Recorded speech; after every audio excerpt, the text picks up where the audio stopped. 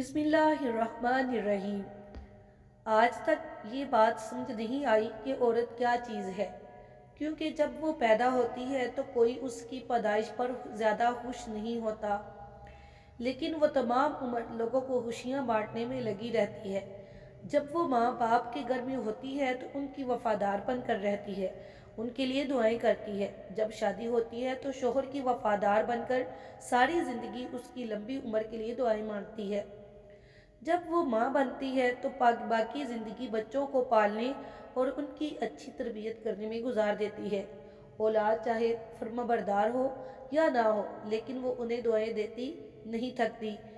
इन सारी हकीकतों के बावजूद औरत का अपना कुछ नहीं होता।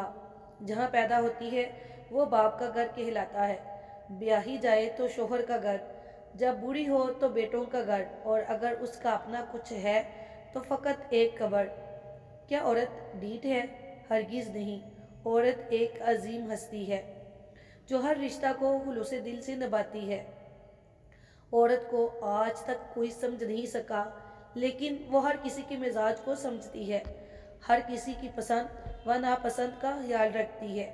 लोग कहते हैं औरत बेअक्ल होती है, तो फिर ये क्यों कहते हैं कि बच्चे की पहली दरसगाह उसकी माँ की गोद है, और हर कामयाब मर्द के पीछे एक औरत का हाथ होता है? क्यों?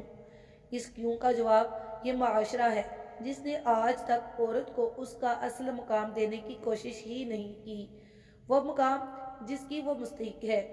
यही वजह है कि मुल्क और कौम तरक्की करने के बजाय हर शोबा ज़िंदगी में तंजली का शिकार है।